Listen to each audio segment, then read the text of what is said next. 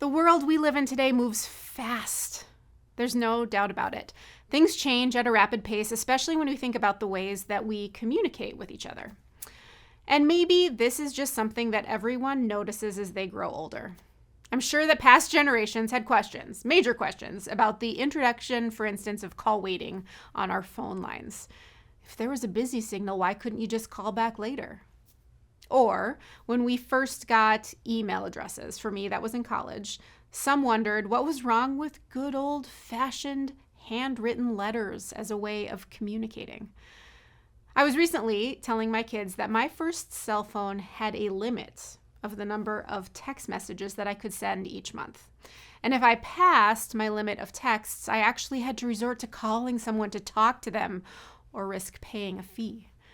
They couldn't believe that ancient practice of the early 2000s. Don't get me wrong. I love the ways technology has helped us to connect with so many more people. But I am also conscious of the distractions that result sometimes from modern communication. I mean, when there was a busy signal on your landline, you had to be persistent in calling back. When there was only letter writing, you had to be patient for that return mail. And when there was a limit on the number of text messages you could send, you had to be intentional with what you wrote in the first place. But you know this, I know this, our communication is never going to go fully back to what it was before. Those distractions, those notifications will continue popping up. So the question is this: what do we do?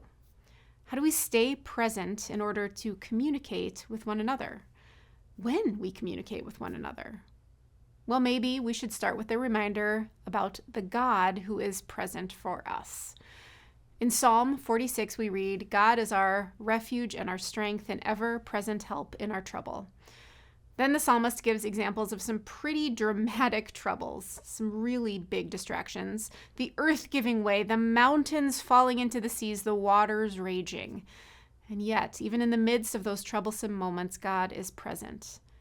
And therefore, the Bible says, we will not fear. It's a great gift that we have a God who shows up for us. God shows up when we're celebrating, but God also shows up when our worlds are falling apart. So how can we respond? How could we then be present for the people in our lives? How could we set aside our distractions and show up with our presence as a willingness to say, I'll be patient, I'll be persistent, and I will be intentional because you matter to me?